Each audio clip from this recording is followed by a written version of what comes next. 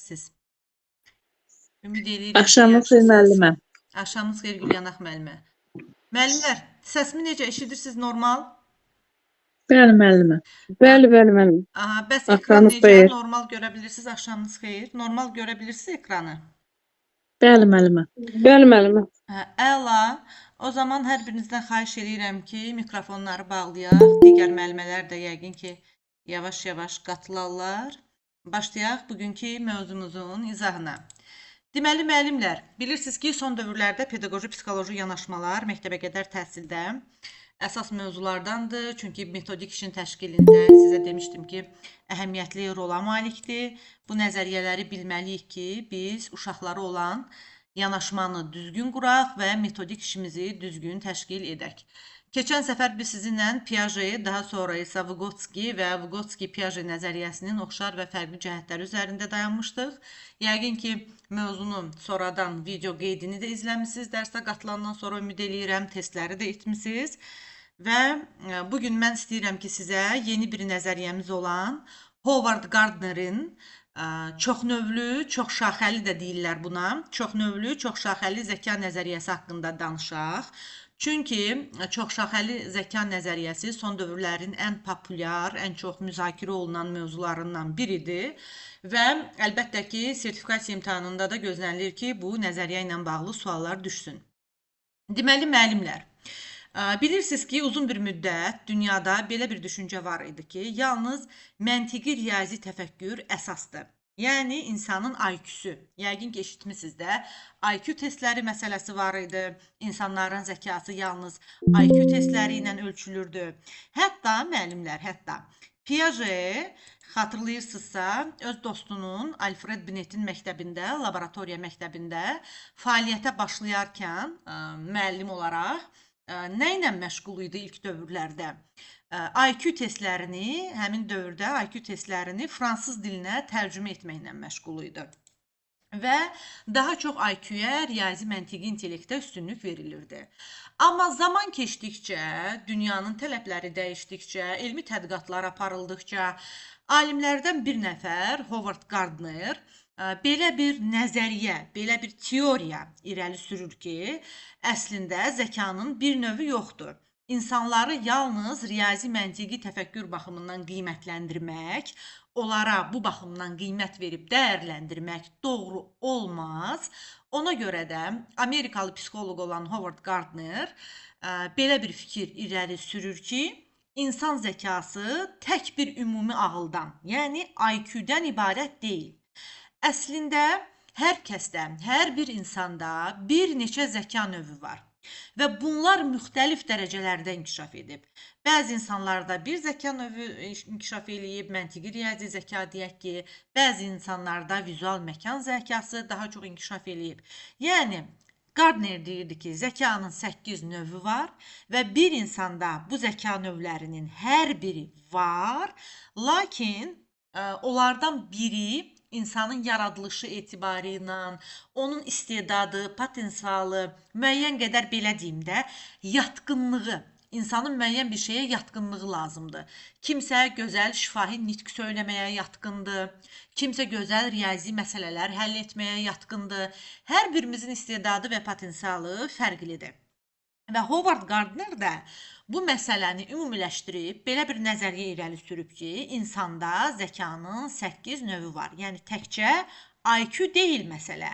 8 növü var. Hətta və hətta müəllimlər, mən sizə deyim ki, artıq 9-cu növ də, bu 8 növə 9-cu növ də əlavə olunub. İndi dərsimizin davamında detallı olaraq sizə bildirəcəm bu haqda.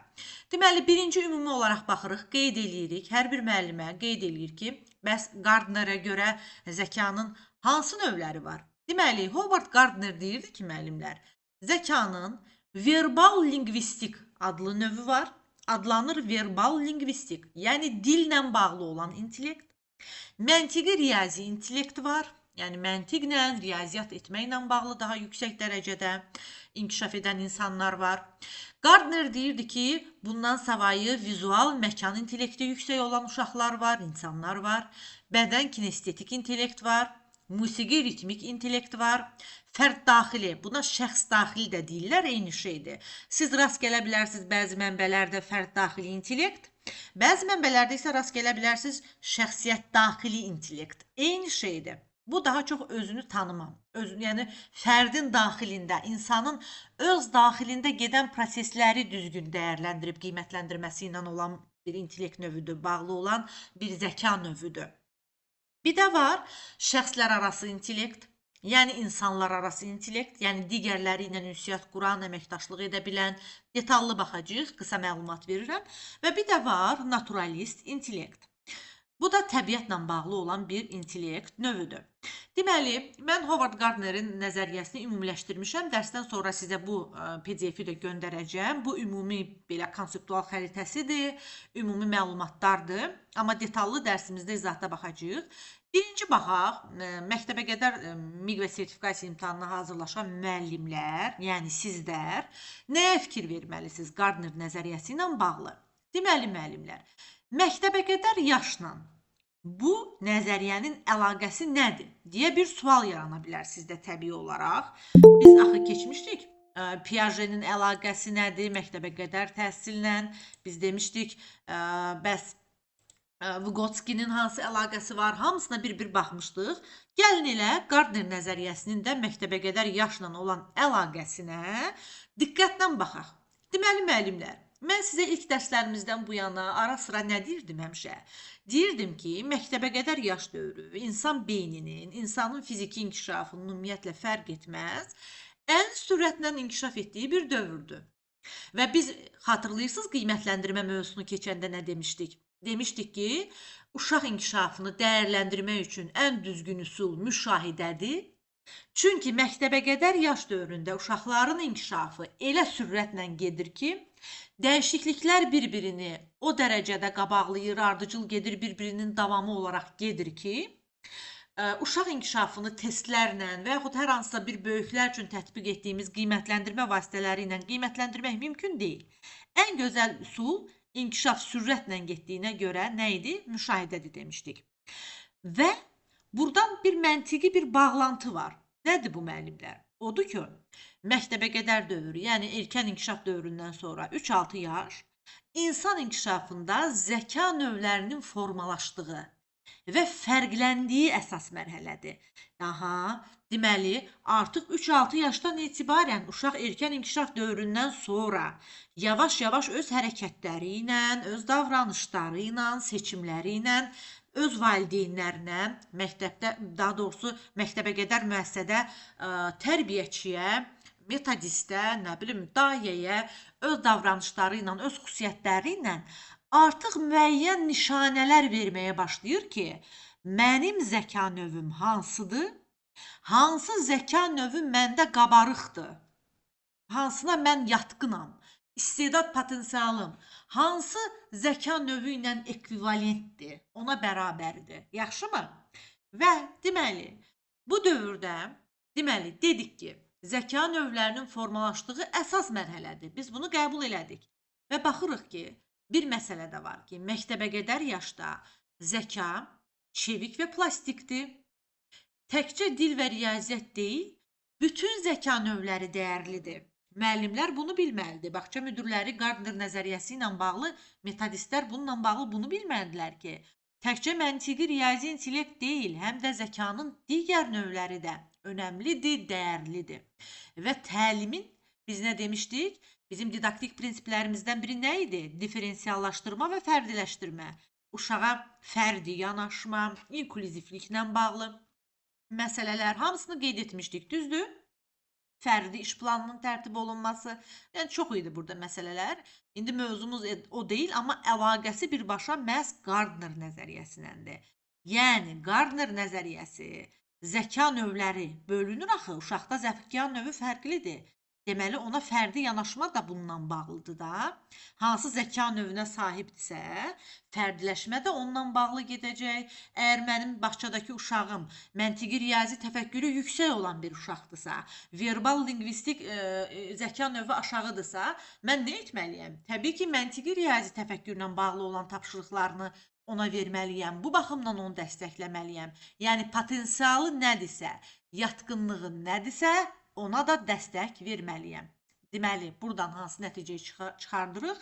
Hər uşağın fərdi potensialını əlbəttə ki, aşkar etməyə kömək edir. Məhz çoxşaxəli zəka nəzəriyyəsi. Deməli, Gardnerin nəzəriyyəsi məktəbəqədər təhsildə uşağın bütün potensialını görməyi, müəllimlər dəyərləndirməyi və inkişaf etdirməyi əlbəttə ki, nə edir? Təşviq edir. Və bu yanaşma bütün uşaqlar üçün eyni öyrənmir, amma hər uşaq öyrənə bilər prinsipinə əsaslanır. Yəni, öyrənmənin növləri fərqlidir, amma hər uşaq öz öyrənmə növünə görə daha yaxşı öyrənə bilər. Və dedik ki, bu dövrdə zəka, çevik və plastikdir. Uşaqların beyni çox sürətlə inkişaf etdiyi üçün hər bir zəka növünün əsasları oyun, müşahidə və təcrübə yolu ilə əlbəttə ki, formalaşır müəllimlər. Və daha sonra burada dedik ki, təkcə dil və riyaziyyat deyil, bütün zəka növləri dəyərlidir. Ənənəvi təlim daha çox dil və riyaziyyata yönəldiyi halda, Gardner nəzəriyyəsindən sonra məktəbəqədər müəllimlər, ümumiyyətlə ümumi təhsil fərq etməz, bütün sahələrdə müəllimlərə o bildirilir ki, hərəkət, musiqi, təbiət, vizual ifadə, ola bilər ki, sosial bacarıqlar da öyrənmənin bir formasıdır. Yəni, təkcə dil və riyaziyyat deyil, digər bacarıqlar da öyrənmənin bir formasıdır. Hər bir uşağın fərdi potensialını aşkar etməyə kömək edir. Bu nəzəriyyəni biləndə, biz müəllimlər bu nəzəriyyə bizə agah olanda bütün detalları ilə, biz hər bir uşağın fərdi potensialını aşkar edə bilirik. Daha rahatlıqla, daha asan şəkildə. Və musiqi zəkası ola bilər ki, güclü olan uşaqların, musiqi zəkası güclü olan uşaqlar ritm və mahnılar vasitəsilə deyək ki, öyrənirlər. Bədən kinestetik zəkası güclü olan uşaqlar hərəkətlə öyrənirlər. Interpersonal, bu fərd daxilidir. İnterpersonal fərd daxilinin digər adıdır. Buna həm də şəxsiyyət daxili deyirdik. Fərd daxili zəkası yüksək olan, daha doğrusu interpersonal fərdlər arasıdır. Fərdlər arası zəka, yəni əməkdaşlıq bacaran, birgə fəaliyyəti yaxşı göstərən uşaq. İnterpersonal zəkası yüksək olan uşaq başqaları ilə əlbəttə ki, əməkdaşlıqda daha yaxşı inkişaf edəcək. Və indi müəllimlər, mən sizə dərsdən sonra bir neçə başqa PDF də bura yollayacağam. Hamısını sizə indi nümayiş elətdirəcəm burada. Bircə saniyə. Baxın. Gardner nəzəriyyəsi ilə bağlı bizim başqa bir PDF-imiz də budur. Daha doğrusu bizim bir PPT sənəddir. Bunu da göndərəcəm. Konspekt şəklində baxarsınız. Amma indi mən istəyirəm sizlə bircə saniyə. Keçək artıq baxaq bizim zəka növlərinin xüsusiyyətlərinə. Ümumiyyətlə baxaq ki, hansı burada məsələlər var. Bircə saniyə.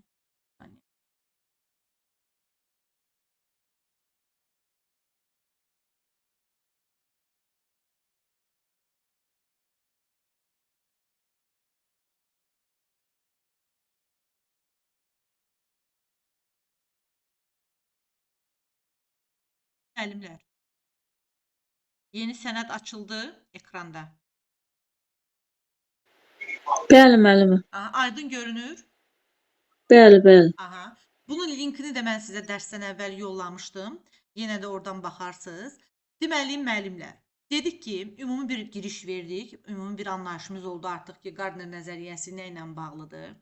İndi bu detallı izaha keçməzdən qabaq nəzəriyyənin ümumiyyətlə hər bir zəka növünün xüsusiyyətləri, açar sözləri, testdə bizə düşə bilən açar məqamlar nələr olacaq, onlara baxmazdan əvvəl xüsusi bir şeyi qeyd eləmək istəyirəm Gardner nəzəriyyəsi ilə bağlı.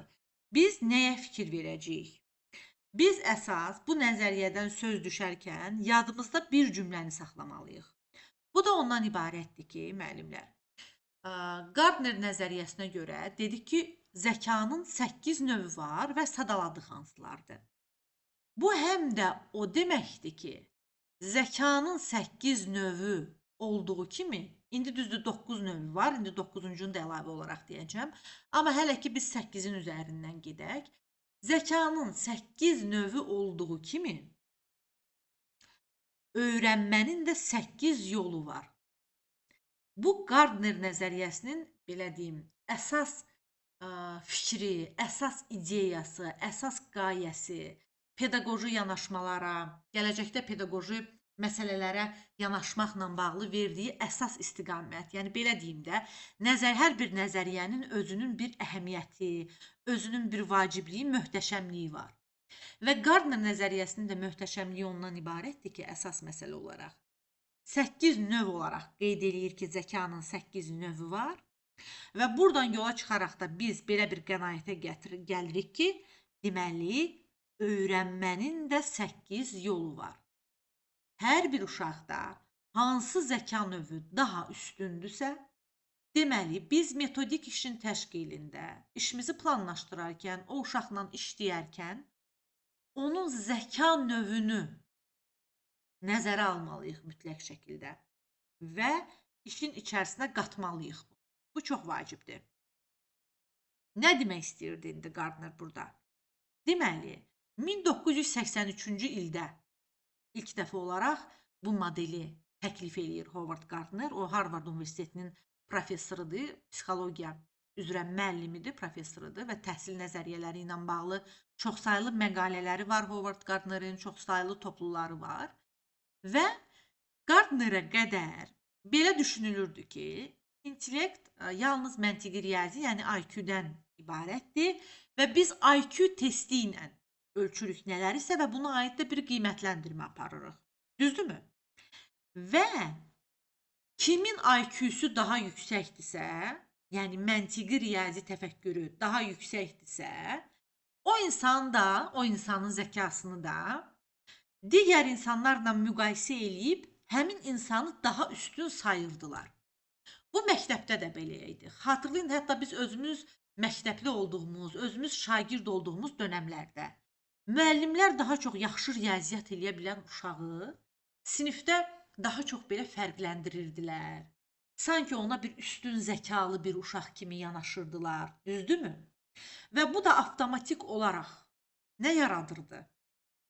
Avtomatik olaraq bir müqayisə, qeyri-sağlam rəqabət mühiti yaradırdı müəllimlər. Demək ki, yalnız məntiqi riyazi intellektlə qiymətləndirəndə IQ-su yüksək olan uşağın digərlərindən üstün tutulması yol verilməzdi. Bu həm də təlimin təşkilinə verilən tələblərdən uşaq ləyaqətinə hörmət. Yadınızdadır, biz keçmişdik bunu. Bəndinin, tələbinin pozulması deməkdir. Çünki içəridə bir müqayisə məsələsi var. Düzdür? Bu bir. Və Gardner çıxıb ortalığa deyir ki, biz əslində uşaqların hər birinin özünün parlaq bir zəkası var. Yetər ki, biz təhsil işçiləri, təhsil nəzəriyyəçiləri, müəllimlər bunu görə bilək, bunu dəyərləndirə bilək və uşağa bu cür yanaşaq. Yaxşımı? Deməli, Gardner deyirdi ki, bütün uşaqların istedadı var və güclü olduğu, yüksək potensiala məxsus olduğu özünə məxsus bir sahə var. Deməli, biz təlim-tədris işini görərkən bunu nəzərə almalıyıq və alimin irəli sürdüyü bu məsələləri diqqətə almalıyıq. Nə baxımından? Deyir ki, Howard Gardner öz çoxnövlü intellekt nəzəriyyəsi ilə hər kəsin, bura fikir verin, yəni hər bir uşağın eyni tapşırığı fərqli yerinə yetirmək imkanı var da. Yəni bir uşaq yaxşı yerinə yetirir, bir uşaq başqa bir yolla yerinə yetirir, bir uşaq digər bir yolu seçir. Bu da çoxnövlü zəka nəzəriyyəsi ilə əslində izah olunur. Deməli, praktikada, təcrübədə müəllimlər öz gündəlik təcrübələrində bunu təsdiqləyirlər ki, bütün uşaqlar, bütün şagirdlər, bütün tələbələr müxtəlif cür düşünürlər və əlbəttə ki, müxtəlif yollarla öyrənirlər. Deməli, müxtəlif yollarla öyrənirlərsə, burada İnsanların malik olduğu bacarıq və istedadlar da onların zəka növlərinə görə fərqli olacaq. Bu bizə artıq aydındır. Düzdür?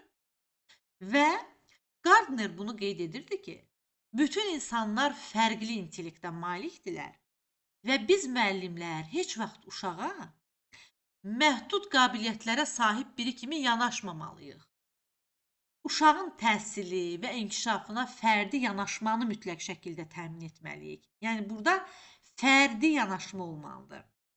Deməli, uşağın bir çox tərəflərini, maraqlarını, tələbatlarını göstərə biləcəyi, yəni öz tələbatına uyğun, öz potensialına uyğun göstərə biləcəyi şəraiti biz ona qurmalıyıq ki, uşaq öz potensialını göstərə bilsin.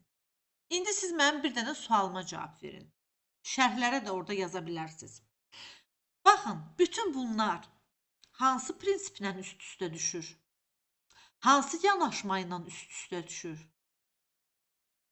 Əlbəttə ki, uşaq yönümlü yanaşma ilə. Uşaq yönümlü yanaşma da bunu deyirdi də ki, potensial imkanlarına görə uşağa tapşırıq verməliyik, hər kəsə fərdi yanaşmalıyıq, elə etməliyik ki, uşaq öz güclü tərəflərini göstərə bilsin. Baxın, birbaşa bağlantısı var bu nəzəriyyə ilə. Hansı prinsipin? Uşaq yönümlülük prinsipinin. Baxın, harda Gardner nəzəriyyəsi gəlirsə, iki prinsip, uşaq yönümlü yanaşma ilə, uşaq yönümlü prinsiplə diferensial və fərdiləşmə. Diferensial yanaşma və fərdiləşmə. Bunların ikisini qeyd eləyin. Gardner nəzəriyyəsi ilə birbaşa bağlantısı olan iki prinsip. Uşaq yönümlülük və diferensiallaşdırma və fərdiləşdirmə. Bunları qeyd eləyin. Çünki niyə? Axı hər uşağın öz potensialına görə yanaşırdıq. Hər uşağın öz öyrənmə tərzinə görə yanaşırdıq. Və bunlar da bu iki prinsipin mərkəzində duran əsas ideyalardan biridir. Deməli, Gardner deyirdi ki, hər bir uşaqda bu 8, daha doğrusu 9 deyək, intellekt növünün 9-u da müəyyən qədər var, amma məhz biri daha çox üstünlük təşkil edir, daha çox dominantlıq təşkil edir. Amma bir neçəsi də üstünlük təşkil edə bilər eyni anda. Dominant ola bilər yəni. Məsələn, ola bilər ki, bir uşaqda riyazi məntiqi intellektlə yanaşı, həm də verbal lingvistik intellekt növü də inkişaf etmiş olsun. Yəni, ola bilər belə bir şey. Biri daha üstün olur. Amma ikisi də ola bilər və yaxud üçü də ola bilər ki, digərləri də ona köməklik göstərirlər. Elə bir yan, bir əlavə bir intellekt növü kimi 2-3 intellekt birlikdə daha çox üstünlük təşkil edə bilər uşaqda. Və hər bir uşağın intellektinin özünə məxsus bir birliyi var da burada. İnsanın qabiliyyətləri, bacarıqları, istedadları fərqlidir. Deməli, intellekti də eyni zamanda həmin bacarıq istedada görə müxtəlif inkişaf səviyyəsi göstərəcək. Bəs, indi biz burada baxırıq ki, bəzi uşaqların məntiqi və riyaziyyata, digərlərinin təbiətə, bəzilərinin ola bilər ki, sənətə, musiqiyə, ola bilər ki, yaradıcılığa meyilli olduğunu görürük. Və bu da nələ izah olunur? Gardner nəzəriyyəsinə izah olunur. Çünki bu unikal bir nəzəriyyədir, müəllimlər, və biz bundan istifadə eləyərək uşağın öyrənmə və inkişafını artıq əlaqəli şəkildə, sanki bir böyük rəsmi görərək, tam gözümüzdə onu bütöv bir fərd kimi canlandırıb ahəngdar şəkildə görürük. Və fərdi yanaşma, baxın, fərdi yanaşma. Burada bu məsələ də önəmlidir. Deməli, Gardner onu deyirdi ki, hər bir uşağa biz tapşırıq verərkən mütləq onun intellekt növünü nəzərə almalıyıq. Və bir də insanlar, yəni uşaq böyüdükcə, gələcək həyatında da bu intellekt növündən fərqli formalarda inkişaf istifadə eləyəcək. Və hansı intellekt növü onda yüksəkdirsə, uşağın həyatdakı uğurları da həmin istiqamətdən gələcək. Yəni kiminin verbal, məsələn, verbal lingvistik intellekti yüksəkdirsə, şifahi nitqi, dildən istifadəsi çox yüksəkdirsə, deməli o nitqi ilə önə çıxacaq. Yaxşımı? Burada biz indi nəyə baxırıq? Orta statistik göstəricilərə görə müəllimlər, uşaqlarda bir neçə inkişaf, dedik ki, intellekt növü inkişaf eləyə bilər və bir neçə qabiliyyətlər var ki, bu intellekt növlərinə bağlı olaraq müəllimlər tərəfindən artıq asanlıqla aşkarlanır və inkişaf etdirilir bizim də dəstəyimizlə. və intellektin inkişafı nədən asılıdır müəllimlər? Baxın, 9 intellektin 9-unda da deyək ki, uşaqda 3-ü var. Və biz bunu görüb aşkarlayırıq müəyyən qədər. Bəs burada həmin intellektin inkişafı üçün nə lazımdır? Nədən asılıdır o intellekt növlərinin inkişafı? Əlbəttə ki, uşaq üçün bizim təlim-tədris prosesində yaratdığımız şəraitdən asılıdır da, düzdür?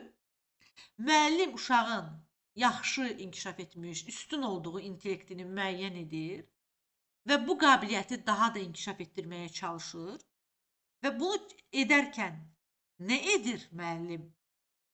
Digər bir açar sözü yazın. Bunu edərkən müəllim əlbəttə ki, uyğun metodlar seçir. Baxın, deyək ki, belə bir situasiya çıxır qarşınıza. Qeyd eləyin.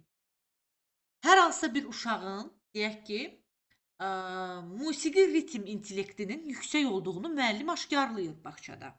4 yaşlı orta qrupda bir uşağın aşkarlayır ki, bu qrupda hansısa bir uşağın musiqi ritm intellekti daha yüksəkdir. Öz müşahidələrindən görür, əlamətlərinə baxaraq. İndi əlamətlərini bir-bir sadalayacağam hər bir intellekt növünün. Deməli, və qərara gəlir ki, uşaqda bu intellekt növü daha üstün olduğuna görə və müəllim də uşaq yönümlülük prinsipini əldə tutub, uşağın potensialını daha da inkişaf etdirmək istədiyinə görə müəllim bu intellekt növünü, tərbiyəçi, uşaqda necə inkişaf etdirə bilər?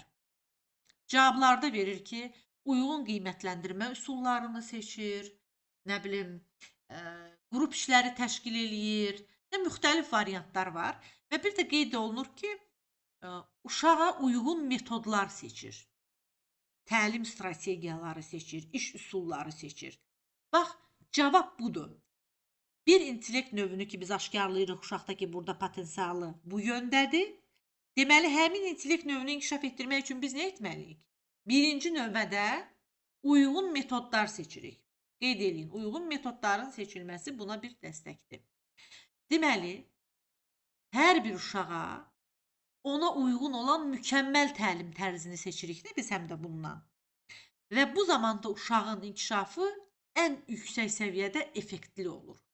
Yaxşı? İndi baxaq. Buraya qədər artıq bizə aydındır. İndi baxaq ki, Gardner'ın çoxnövlü, çoxşaxəli intellekt də deyirlər buna. Nəzəriyyəsində intellekt növlərini girişdə sadaladım. İndi də gəlin baxaq bir-bir növlərinə.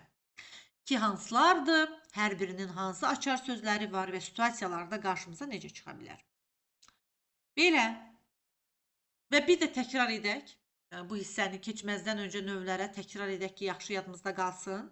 Dedik ki, birinci, müəllimə kömək edir ki, 9 intellekt növünün, əvvəllər 8 idi, indi 9-uncusu da artırılıb, amma bəzi yerlərdə 8 də qarşınıza çıxsa, yəni bu səhv deyil də, 8 də götürülə bilər. Baxırıq. Aha, deməli, intellektin növlərini bilirik və onu bilirik ki, intellektin növləri bərabərdir, öyrənmə tərzləri. Bu nəzəriyyə ona görə vacibdir ki, nə qədər intellekt növü varsa, o qədər də öyrənmə tərzi var. Və müəllimin bacarığı, professionallığı, peşəkarlığı ondan ibarətdir ki, uşağın öyrənmə üsulunu bilib, ona uşaq yönümlü yanaşma tətbiq etsin.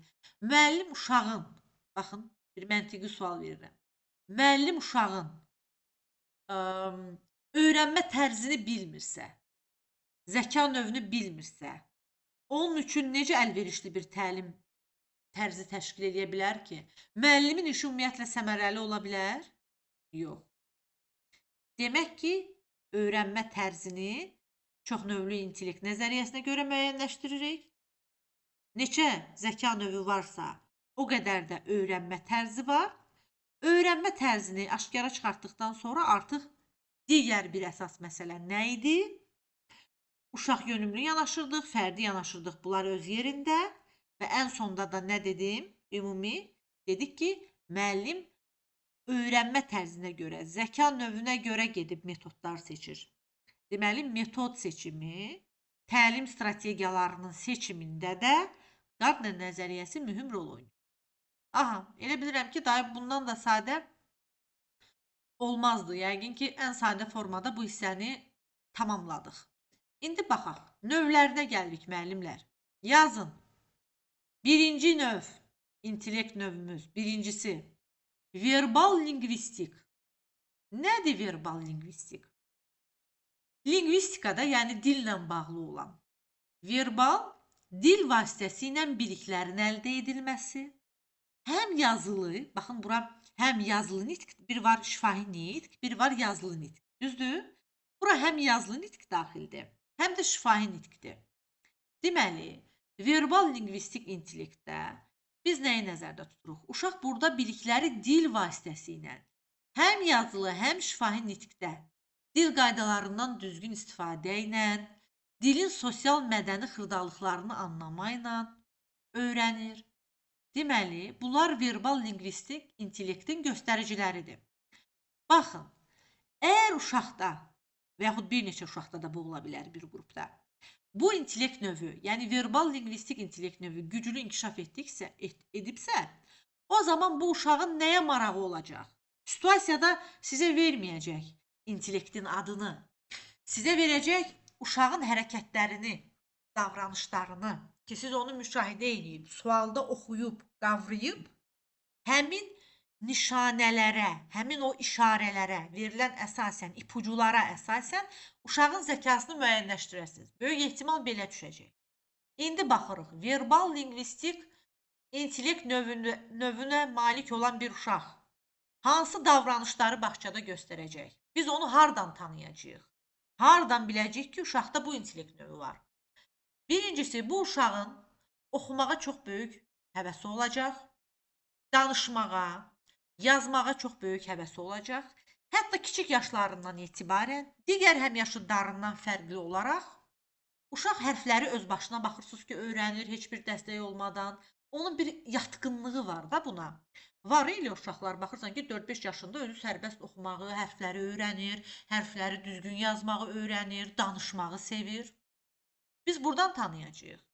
Bu uşaqlar, müəllimlər, bu verbal lingvistik uşaqlar sözlər vasitəsilə düşünürlər. Yəni, beynində sözlər gedir. Erkən yaşda oxumaq, yazmaq vərdişlərinə yiyələnirlər. Və bu zəkaya sahib olan uşaqlar böyük bir söz ehtiyatına malik olurlar. Nə demişdik? Erkən inkişaf dövründə, hətta 2 yaşa qədər uşağın o inkişaf xüsusiyyətlərin keçdiyi, 1-3 yaş dövrü uşaqlarının inkişaf xüsusiyyətləri, 3-6 yaş dövrü uşaqlarının inkişaf xüsusiyyətləri, söz ehtiyatında neçə söz olmalıydı dedik 2 yaşa qədər? 300 söz. Düzdür? Amma hansı uşaq ki, verbal lingvistik intellekti yüksəkdir onda? O uşağın söz ehtiyatı, lüğətindəki sözlərin sayı 300-dən keçəcək. Olacaq nə bilim onda 600, 800 bəlkə də. Çünki buradan öyrənir də, sözlərlə öyrənir. Böyük bir söz ehtiyatına sahib olur. Bax, söz ehtiyatına sahibsə verir situasiyanı. Qeyd eləyin. Bir nümunə deyim sizə. Nə bilim, 2 yaşlı uşağın söz ehtiyatı deyir 800-dür. Aha, biz öyrənmişdik nədir? 300-dür. Amma situasiyada deyir ki 800-dür. Və ardınca sualda gəlir ki, intellekt növünü müəyyən et. Hansını seçəcəm? Musiqi ritmiki, məntiqi riyazi intellekti, yoxsa verbal lingvistiki? Təbii ki, verbal lingvistiki. Çünki söz ehtiyatının yüksək olmasından söhbət gedir. Bu mövzular hamısı bir-biri ilə əlaqəlidir müəllimlər. Çox xahiş edirəm. Həm dərsi diqqətlə dinləməklə yanaşı canlı dərslərə qoşulursunuz, bilirəm ürəklə dinləyirsiniz, həvəslə, yəqin ki, yadınızda saxlayırsınız. Mən ən sadə üsulla çalışıram ki, izah edeyim, ən sadə, yəni akademik olmasın da cümlələrimiz. Necə izah edeyim? Kitab dili ilə, akademik şəkildə, ağır-ağır terminlərlə olmasın. Çalışıram ki, çox sadə olsun. Bunu dinləyirsiniz, amma mütləq şəkildə göndərdiyim PDF-ləri də oxuyun ki, bir də yaddan çıxmasın. Baxın, necə bir əlaqə var o inkişaf xüsusiyyətləri ilə bu mövzu arasında. Hamı bir-biri ilə bağlantılıdır, zəncirvari şəkildə. Birini bilmirsən, o birisində axsıyırsan. Ona görə oxuyun hamısını. Vaxt ayırın, sistem qurun, oxuyun. Bu da bir əlavə bir tövsiyə olsun. İndi qaydaq mövzumuza. Deməli belə, baxırıq, nə edirik burada? Bu zəkaya sahib olan uşaqlar böyük söz ehtiyatına sahib olurlar.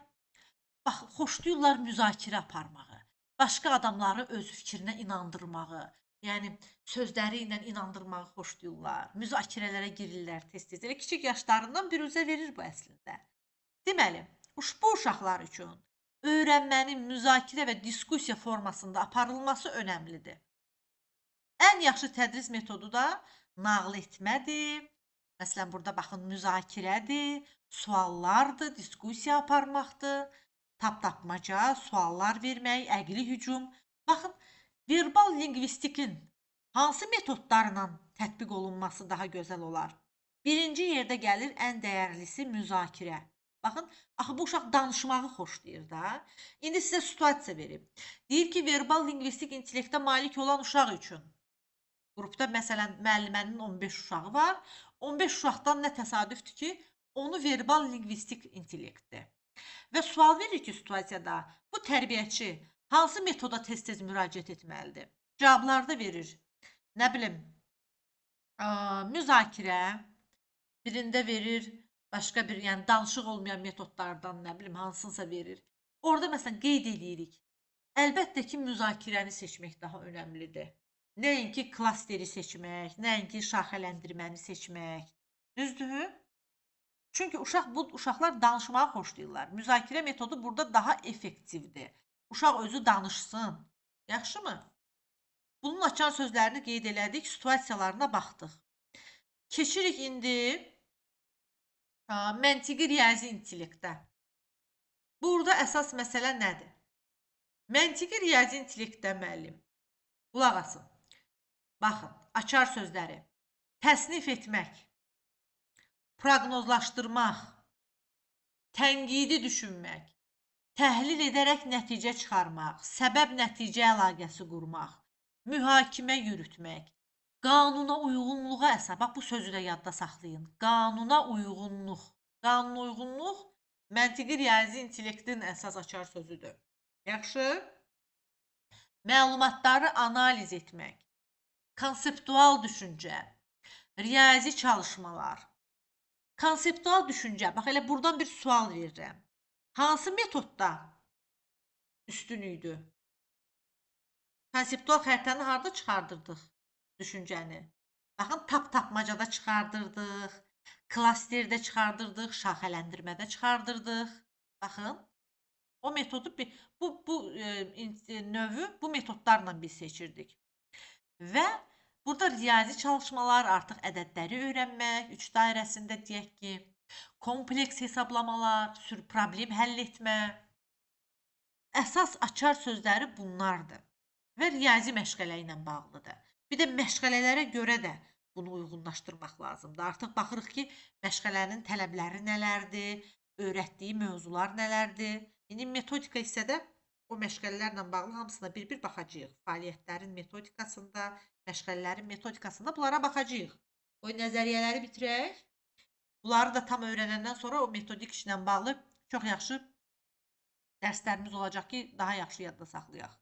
Deməli, birinci bunlara baxaq amma. Burada digər məntiqi riyazi intellektin digər açar sözləri. Abstrakt düşüncə. Bilirsiniz ki, baxın, abstrakt düşüncə məktəbə qədər təhsil dövrünün sonuna yaxın artıq formalaşmağa başlayır. Piagetdən də keçmişdik. Artıq məktəbə hazırlığa tərəf. Deməli, məntiqi riyazi intellektə sahib olan uşaqlar nəyi bacaracaq? Səbəb-nəticə əlaqələrini düzgün təyin edəcək. Baxın, səbəb-nəticə. Hər şeyi sistemləşdirməyə can atacaqlar. Onlarda abstrakt təfəkkür, baxmayaraq ki, yaşları balacadır, digər həmyaşıdlarına nisbətən daha tez büruzə verəcək. Baxın, bu da bir xüsusiyyətidir. Bu uşaqlar xoşlayırlar nəysə davranışları təhlil etməyi, nəticə çıxarmağı, rəqəmlərlə işləməyi, müxtəlif qrafiklərlə işləməyi. Baxın, grafiklərə də həvəsli olurlar. Məsələn, orada verə bilər şəkil kimi, situasiyada qrafiki və orada məsələn müəyyən bir şeyləri tapmaq. Qrafik varsa, yəni orada bir məntiqi bir ardıcıllığı tapmaq tələb olunursa, avtomatik hansı intellekt olacaq? Məntiqi riyazi intellekt olacaq. Yaxşımı? Və gələcəkdə də bu uşaqlar daha çox mütəşəkkil xarakterə malik olacaqlar. Sistemli yanaşacaqlar. Hər hərəkəti bu uşaqlar, baxın, hər bir hərəkəti məntiqlə əsaslandırmağı xoşlayırlar. Və bir dənə də sizə qəşəng bir açar söz verirəm. Niyə sualını verir bu uşaqlar? Niyə belə oldu? Səbəbi nədir? Baxın, situasiyanın içərisində görəcəksiniz. Uşaq sual verirsə ki, bunun səbəbi nədir? Niyə belə oldu? Nə üçün belə oldu? Hansı səbəbi var? Hansı səbəbdən belə oldu? Nə oldu? Niyə sualı verirsə, hansı səbəbdən belə oldu sualı verirsə, bu hansı intellekt növüdür? Gedib verbal lingvistiki götürməyin ki, uşaq danışır da, sual verir, müzakirəyə girməyə çalışır. Müzakirə artıq başqa şeydir, amma məsələnin səbəb-nəticə əlaqəsini tapmaq. Bax, niyə sualını biz niyə veririk? Səbəbini öyrənmək üçün veririk də. Deyirik ki, bu hadisə niyə baş verdi? Sadəcə söhbət eləmək üçün verirəm mən bu sualı. Ürəyimdən söhbət eləmək keçir? Yox. Mən səbəbini öyrənmək üçün verirəm bu sualı ki, bu hadisə niyə baş verdi? Cavab gəlir ki, bu səbəbdən baş verdi. Deməli, burada məqsədim söhbət eləmək, müzakirə aparmaq deyil. Məqsədim səbəbi öyrənməkdir. Bu da daxildir nəyə? Baxın, məntiqi riyazi intellektdə. Qarışdırmayın, xahiş eləyirəm.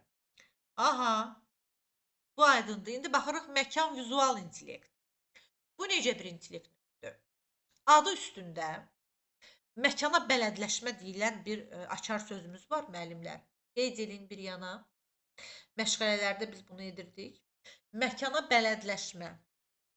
O məhz bağlıdır bu məkan vizual intellektlə. Bircə saniyə.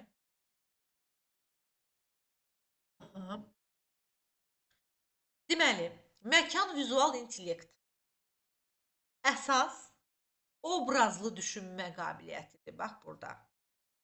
Yəni, gördüyümüz, yəni gözümüzlə nəyi görürüksə, baxın, bu situasiyada məkan vizual intellektdə uşağın gözü ilə gördüyü şeylərdən bəhs olunur. Uşaq çox şey görə bilər situasiyada. Rəng görə bilər, forma görə bilər, ölçü görə bilər. Mən gözümü açıb qabağıma baxanda nə görürəm? Görürəm ki, önümdə bir dənə notebook var. Düzbucaqlı şəklində. Bir forma görürəm də burada. Və buna uyğun nələrsə hesablayıram, yazıram, düşünürəm haqqında.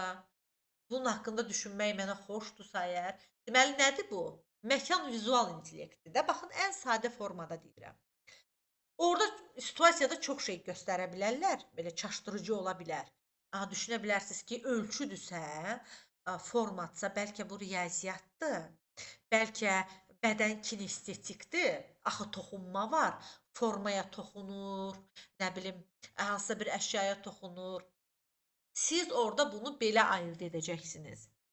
Gözlə gördüyü məsələ ilə bağlıdır sual, yoxsa başqa bir şeylə? Əgər gözlə gördüyümüz bir formadan, bir şəkildən, bir modeldən, bir dizayndan, bir tekstura, yəni sətin xüsusiyyəti də, bəzi tekstura bilirsiniz nə deməkdir? O var yumuşaq üzqabıqlı kitablar, deyirik ki, teksturası yumuşaqdır, cildi yumuşaqdır. Var qalın, sərt qabıqlı kitablar. Deyir ki, teksturası cild qabığının bərkdir, sərtdir. Tekstura budur. Məsələn, bir tekstura varsa, bax, tekstura da bunun açar sözüdür, yadda saxlayın. Və yaxud da eyni anda, məsələn, bununla bağlı belə bir şey də var. Təxəyyülümüzdə canlandırırıq şəkilləri, müəyyən şəkilləri beynimizin içində görürük. Amma yenə də görürük. Çünki təxəyyülümüzdə, məsələn, mən ağac canlandırın deyirəm indi sizə. Siz nə edirsiniz? Gözünüzün önündə ağac olmasa da, beyninizdə, beyninizin içində, təxəyyülünüzdə ağacı canlandırıb o ağacı sanki görürmüş kimi hiss edirsiniz. Amma yenə görmək var. Baxın, təxəyyüldə canlandırmaq da bura aiddir. Yaxşı? Bunu belə yadda saxlayın. Deməli, önümüzdə, gözümüzün önündə və həmçinin təxəyyülümüzdə canlandıra bildiyimiz bütün şəkillər vasitəsilə əldə olunan bilikləri təmsil eləyir. Məkan, vizual intellekt. Və müəllimləri yadda saxlayın. Bu intellekt növü güclü olan uşaqlar nə edirlər? Şəkillər, rəsmlər vasitəsilə öyrənməyi xoşlayırlar. Deməli, avtomatik olaraq, açar sözünü deyirəm, hansı fəaliyyətə yönələcək bu uşaq? Təsviri fəaliyyətə. Bizim fəaliyyət növlərimiz var da, hissi hərəki, ünsiyyət fəaliyyəti, musiqi, bədii fəaliyyət. Bu uşaq məkan vizual intellekti yüksəkdirsə, Hansı fəaliyyətdə daha çox uğur qazana bilər bu sadaladıqlarımdan? Gedib hərəki fəaliyyətdə, hissi hərəki, daha doğrusu hərəki fəaliyyətdə uğur qazanmayacaq ki, daha çox. Daha çox gedib təsviri fəaliyyətdə uğur qazanacaq da. Çünki rəsmlə işləməyi xoşlayır, şəkillər üzərində düşünməyi xoşlayır, rənglərin ahəngini gözəl hiss edir. Obyektlər arasında mövcud olan rəngləri, xəttləri düzgün müəyyənləşdirir. Yəni müəyyən bir forma ilə, rənglə, modellə, baxın, yaxşı modellər quraşdırmağı bacarır bu uşaqlar. Deməli, bu uşaqlar həm də hansı bacarığa sahib olacaqlar müəllimlər? Vizual məkan intellekti olan uşaqlar, məntiqi nəticə ilə baxsaq, bax, müxtəlif formaları bir-birinə keçirməyi, nəsə hazırlamağı xoşlayır. Deməli, yaxşı inkişaf etmiş motor bacarıqlarına da sahib olacaqlar. Çünki niyə? Rənglərlə, formalarla, təsviri fəaliyyətlə məşğul olmağı sevirsə, bu uşaq quraşdırmağı sevir, maraqlı dizaynlar, modellər hazırlamağı, rəsm çəkməyi, rəngləməyi, parçalara ayırmağı, nə bilim, rəngli markerlərdən işləməyi sevəcək. Baxın, gillə işləməyi sevən uşaq belə. Puzzle quraşdıran uşaq, sadə xəritələrdən istifadə edən uşaqlar, baxın, gillə işləyən, puzzle-la, rəsmlə işləyən uşaq məkan vizual intellekt uşaqdır. Yaxşı. Kiçik motorika bu uşaqlarda çox gözəl inkişaf edir. Yəni barmaqlarından, əl koordinasiyasından çox gözəl istifadə edir bu uşaqlar. Otağa daxil olur, məsələn, evə. Nəsə əşyalar var da otaqda və yaxud bağçanın qrup otağında, tədris otağında. Gündəlik gəlirlər, gedirlər uşaqlar qrup otağına. Sizə bir situasiya deyirəm. Deməli, qrup otağına gəlirlər, gedirlər və müəyyənləşir ki, bir gün siz otaqdakı hansısa bir divardan asdığınız şəkli götürürsünüz. Gül şəkli var idi, bugün onu götürmüsünüz. Otağa girib birinci o şəklin oradakı yoxluğunu bilən uşaq o məkan vizual intellekti yüksək olan uşaqdır. Başqa uşaqlar ona heç fikir də verməyəcək ki, 1000 dənə şəkil var da divarda asmısınız yan-yana. Rəngarəng bir otaqdır. Amma bir dənə o kiçik gül şəklinin oradan götürüldüyünü hiss edən uşaq məkan vizual intellekt uşaqdır. Yaxşı? Nə dedik? Form gözlə gördüyümüz məsələlərlə bağlıdır. Gözümüzün önündəki formalar, rənglər, ölçülər, həm də təxəyyülümüzdə canlandırdığımız. Üstəgəl, kiçik motorikası bu uşaqların yaxşı inkişaf edir. Quraşdırmağı, dizayn verməyi, puzzle-la işləməyi, gillə işləməyi, rəsm çəkməyi sevirlər dedik. Hər, məsələn, müxtəlif baxış bucaqlarından dəyərləndirə bilirlər bu uşaqlar. İndi keçək 4-cüyə. Bəs bədən kinestetik intellekti yüksək olan uşaqlar. Qeyd edin açar sözlərini müəllimlər. Deməli, bu növ intellektin gücü ondadır ki, uşaqlar özlərini əsasən ifadə edərkən daha çox bədəndən, hərəkətlərdən istifadə edirlər. Yəni, bədən nə işə yarayır? Hərəkət etməyə də, düzdür? Bədən kinestetik də odur. İndi bağça mühitində, məktəbə qədər kontekstdə baxaq ki, bədən kinestetik intellekt necə görsənir? Baxın, uşaqlar öz hərəkətlərini necə göstərirlər? Müəyyən jestlərlə ifadə edirlər, müəyyən mimikalarla ifadə edirlər, hərəkət vasitəsilə, yəni, baxın, fiziki hərəkətlə bağlı olan məsələlər hardan varsa, bu intellekt növü deməli orada inkişaf edib. Bu uşaqların əsas üstünlüyü zehin və bədənin yüksək koordinasiyası olur. Zehin və bədənin yüksək, baxın, koordinasiya sözü, açar sözüdür. Yüksək koordinasiya qabiliyyəti. Yüksək koordinasiya qabiliyyəti, müvazinəti saxlamaq, balansı saxlamaq, fiziki hərəkətləri düzgün yerinə yetirmək, həm yaşıdlarına nisbətən daha çevik yerinə yetirmək. Baxın, açar sözləridir bunlar hamısı. Qeyd edeyim bir-bir. Deməli, tarazlıq, hərəkətlərdə balans, hərəkət koordinasiyası, zehin və bədən koordinasiyası bu uşaqlarda yüksək inkişaf edir. Deməli, avtomatik olaraq hansı nəticəyə gəlirik? Bədən kinestetik zəkası yüksək olan uşaqlar dünyanı və ətraf mühiti əlbəttə ki, nə ilə öyrənəcəklər? Kiçik yaşdan başlayaraq, erkən inkişaf dövründən başlayaraq toxunuşla öyrənəcəklər. Yəni, o balaca qrupda hər şeyi başqalarına nisbətən, digər həmyaşıdlarına, digər uşaqlara nisbətən hər şeyi daha çox ağzına alıb aparan uşaq, bədən kinestetik intellekti yüksək olan uşaqdır. Hər uşaq əşyanı ağzına çox aparmır. Bəzi uşaqlar var ki, lap daha çox aparır. Düzdür, bu hərəkət bütün o erkən inkişaf dövründəki 1 yaşlı, 2 yaşlı uşaqlara xasdır. Sensomotor dövrdür də bu. Düzdür, hissi hərəki. Nə demişdik? Piaget ilə də bağlantısı var əslində bunun. Baxın, iki nəzəriyyənin bir-birinə olan dəstəyinə burada baxın, əlaqəsinə. Soruşa bilər ki, verə bilər ki, situasiyada, nümunə deyirəm. Diqqətlə qulaq asın bu hissəyə, yaxşı-yaxşı qulaq asın. Deməli, nümunə verə bilər ki, hissi hərəki mərhələdə olan uşaq daha çox əşyaları alıb ağzına aparır filan. Bu, həm yaşıdlarına nisbətən daha çox bunu edir. Hansı intellekt növüdür? Təbii ki, bədən kinestetik intellekt növüdür. Və daha sonra öz bədənlərinə çox yaxşı nəzarət edirlər bu uşaqlar. Ətraf mühiti toxunuşla öyrənirlər dedik. Hərəkətlər və jestlər vasitəsilə daha çox hərəkətli olurlar. Jestləri, məsələn, əllə, qolla danışır. Məsələn, elə adam var ki, əllə, qolla danışır. Elə adam var ki, yerində belə sakit dayanır, heç əl-qol hərəkətindən istifadə eləmir, amma nitqini söyləyib gedir. Bu ayrı. Amma əllə danışarkən əllə, qolla belə yerində var, gəl eləyir, gəzir. Məsələn, səhnədir. Səhnədə hərəkət eləyir, o baş bu başa çıxış eləyir, əllə, qolla danışır. Deməli, həmin adamda birinci intellekt növümüz hansı idi? Verbal lingvistik. O da inkişaf eləyib, yaxşı nitq söylüyor. Amma bir yana baxan bunu hərəkətsiz eləmir də. Həm də səhnədə gəzir, ora-bura vurnuxur, əl, jest, mimikadan istifadə eləyir. Deməli, bununla yanaşı həm də bədən kinestetik intellektdə inkişaf eləyib.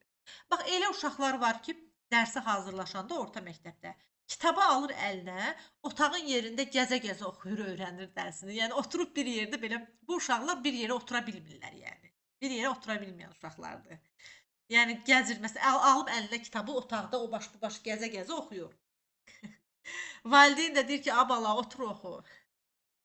Olmaz gəzmək, otur oxu. Yəni, valideyn bilsə ki, o uşaqda bədən kinestetik intellekt yüksəkdir, o onu dəstəkləyər. Əslində, bu qədər çox danışmaz uşağın gəzdiyinə görə. Çünki elə öyrənir də, yəni yaradılışı belədir, belə öyrənir.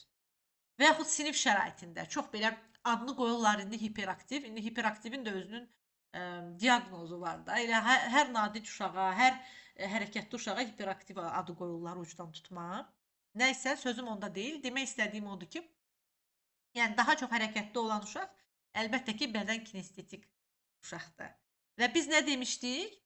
Məşğələni təşkil eləyəndə bu uşaqlara öz enerjilərini atmaq üçün, məsələn, əqli gərgin, zehni gərgin bir tapşırıqdan sonra nə etməli? İdman dəqiqəsi təşkil eləyirik ki, bu uşaqlar da özlərini o həmin idman dəqiqəsində tapa bilsinlər.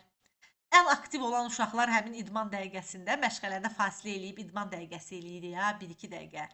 Ən aktiv olan uşaq, ən öndə qaçan uşaq həmin idman dəqiqəsinə bədən kinestetik intellektdir. Bax, belə bir sual da düşə bilər ha sizə bu arada. Elə bu formada. Bir situasiyadır bu. Qaçmaq, tullanmaq, tarazlıq, baxın, elastiklik, bədənlərini mükəmməl hiss etmə, toxunma, aydın koordinasiya, yüksək fiziki fəaliyyət. Bunlar hamısı hansı intellekt növünün açar sözləridir? Əlbəttə ki, bədən kinestetik. Əlləri ilə yaratmağı da bu uşaqlar xoşlayırlar. Ustalıq etməyi məsələn xoşlayırlar. Usta rolunu götürməyi xoşlayırlar. Bu uşaqlar üçün ən yüksək metod sizcə? Axı dedik metodları düzgün seçirik. Zəka növünü müəyyənləşdirəndən sonra. İndi bir sual verirəm. Hansı metod sizcə bu uşaqlar üçün optimaldır? Daha yaxşı ola bilər. Təbii ki, sujetli, rollu oyunlar. Sujetli o roldan rola girmək, mimikalar, jestlər, qaçmaq, rolun içində o qədər fiziki hərəkət var ki. Bu uşaqların da metodu budur. Və əlavə olaraqdan onu da deyim ki, bəs fəaliyyət növü hansı olacaq müəllimlər? Kim deyər? Bax siz deyin bu sualın cavabını. Açıb mikrofon deyə bilərsiniz. Fəaliyyət növlərini biz keçmişdik. Sizcə bədən kinestetik yüksək olan uşaq üçün hansı fəaliyyət daha üstün olacaq?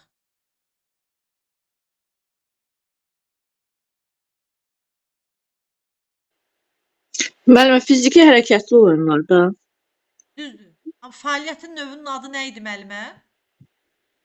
ə, böyük motor idi müəllimə, yoxsa yox? Hissi hərəki fəaliyyət. Hə, hissi Aha, hərəkət aha. fəaliyyət. Bax, böyük Və motor. müəllimə, böyük motor da məsələn belə deyək də, bunu daxil etmək olar. Bəli, bəli, Hə. bəli, bəli. Daxil etmək olar, əlbəttə.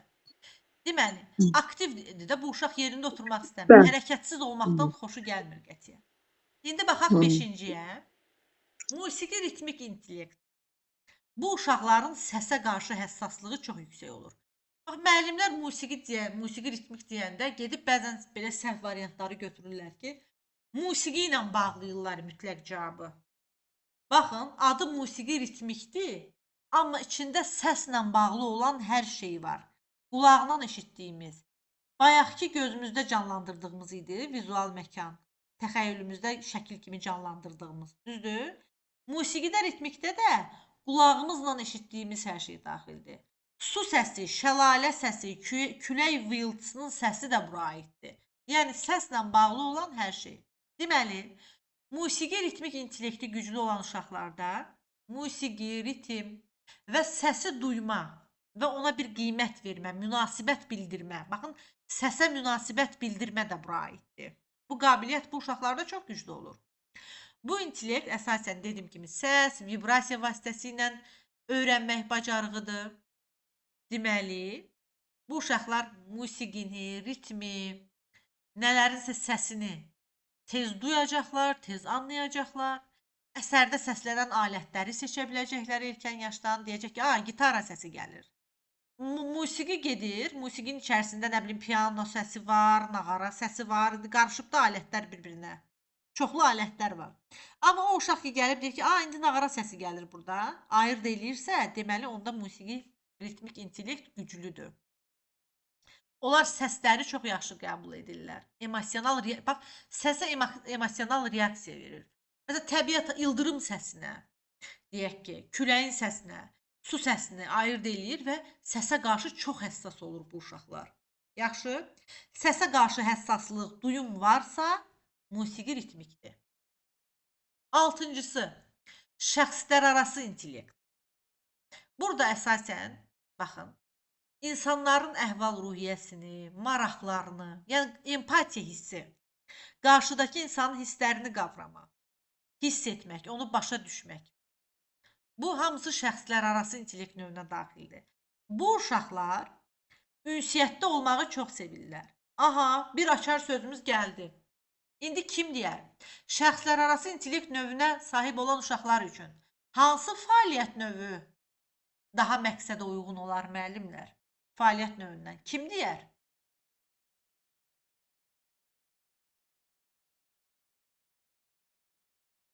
Müəllimə, sosial, emosional Fəaliyyət növü müəllimə. fəaliyyət növü, Ha. ə, Bizdə fəaliyyət ünsiyyət növü. fəaliyyət növü var idi. Ünsiyyət fəaliyyət növümüz. Düzdür? Hı Əgər -hı. bu uşaqlar ünsiyyətdə olmağı sevirlərsə, hansı fəaliyyət növü bunlar üçün uyğun olacaq? Ünsiyyət fəaliyyət növü Bəli, də əlbəttə müəllimə. ki, ünsiyyət fəaliyyət növü. Bu uşaqlar əsasən hansı bacarıqlara sahib olurlar? Öz ifadələrini, məsələn, üz turşutmağı, nə bilim, qaşqabaq etməyi, gülməyi daha tez seçirlər. Başqa insanların emosiyalarını, hisslərini çox yaxşı başa düşür bu uşaqlar. Jestləri, baxın, mimika və jestləri çox yaxşı tuturlar. Həmçinin bu uşaqlar qarşıdan gələn, məsələn, siqnallar var da, ki, həm söhbət edirik, kimlənsə həm söhbət oluruq, həm yaşıdından filan. O uşaqlar hiss edir ki, həm yaşıdının, nə bilim, əhvalı yaxşı deyil və yaxud çox yaxşıdır, çox şəndir. Qarşıdakı insanın hisslərini çox yaxşı qavrayırlar. Və şəxslərarası intellekt növündə həm şifahi olmayan, yəni baxışla da görməklə, həm də şifahi ünsiyyət çox yüksək olur.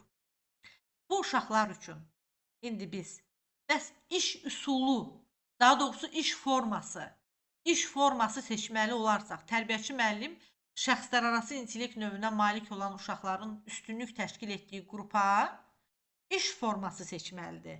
Hansı formanı seçəcək? Əgər bu uşaqlar əməkdaşlıq etməyi sevirsə, əgər bu uşaqlar başqaları ilə ünsiyyətə girməyi sevirsə, təşəbbüskardırlarsa, hansı iş formalarını seçəcək? Fərdi iş burada uyğundur sizcə? Müəllimə cütlərlə kollektiv. Kollektiv cütlərlə, qruplarla iş müəllimə. Bəli. Çünki niyə? Uşaq, aha, Çünki əməkdaşlıq ilə birgə işləyirlər müəllimə. aha, Birgə işləməyə səy göstərirlər, bir-birinin fikirlərini bildirirlər, müzakirə eləyirlər. aha. Danışıq aparmağı xoşlayırlar. Bəli müəllimə. Aha. Baxın. Yəni şəxslərarası intellekt baş verir də burada da müəllimə. Aha, ay sağ ol müəllimə. Çox gözəl. Baxın, bu bir situasiya sualı idi. Bax, indi sizə dediyim qarşınıza çıxa bilər. Hətta müsahibə mərhələsində çıxa bilər. Deməli, nə dedik?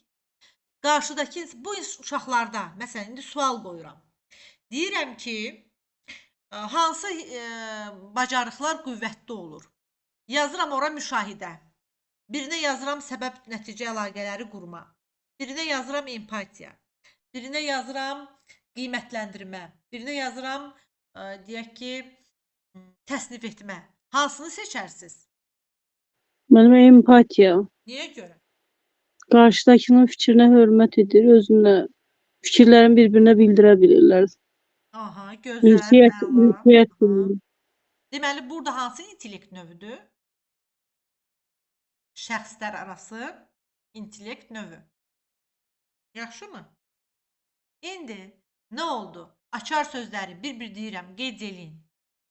Bu şagirdlərdə üstün xüsusiyyətlər, empatiya. Ən birincisi ünsiyyət gəlir, bu öz yerində. Bu uşaqlarda ünsiyyət bacarığı çox yüksəkdir. Başqalarıyla ünsiyyətə girməyi sevirlər. Utancaq olmurlar. Bax, böyüklərlə də yaxşı ünsiyyətə girirlər, həm yaşıdları ilə də yaxşı ünsiyyətə girirlər. Bu uşaqlarda ünsiyyət yüksək səviyyədə olur. Və başqalarını da hisslərini dəyərləndirə bilirlər, hiss edə bilirlər ki, qarşısındakı insan özünü necə hiss edir. Bir fərqliliyidir. Deməli, bu uşaqlar üçün bəs ən yaxşı metod, iş üsulu hansı olacaq? İş formalarını dedik. Bəs iş üsulu? Şəxsiyyət yönümlü müəllimə. İş üsulu, müəllimə. Metod. Kim deyər? Baxın, əməkdaşlıq hansı metodun içində var? Təşəbbüskarlıq hansı metodun açar sözüdür?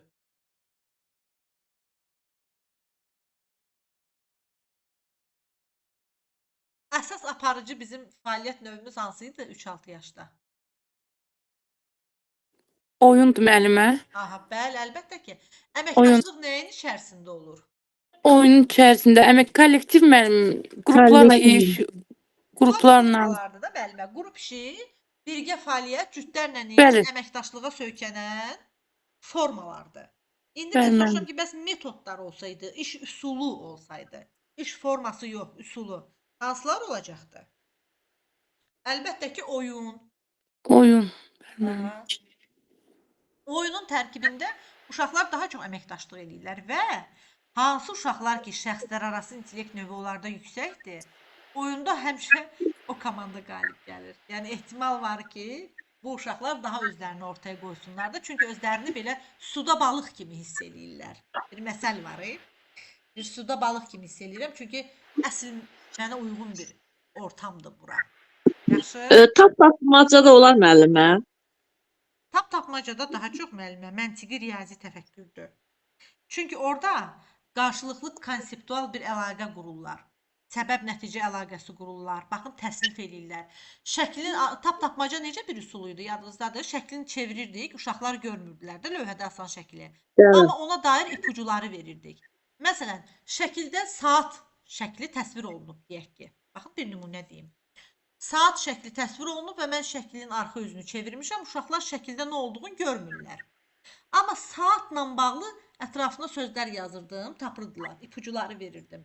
Nə edir uşaqlar? Əlamətlərini də müəllimə. Qruplaşdırır, ümumiləşdirir, səbəb-nəticə əlaqəsi qurur. Oldu nə? Məntiqi riyazi təfəkkür. Yaxşı?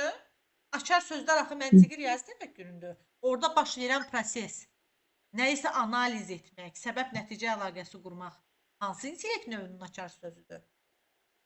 Məntiqi riyazi. Avtomatik bu da olacaq məntiqi riyazi. Tapmaca məntiqi riyazidir müəllimə. Yaxşı?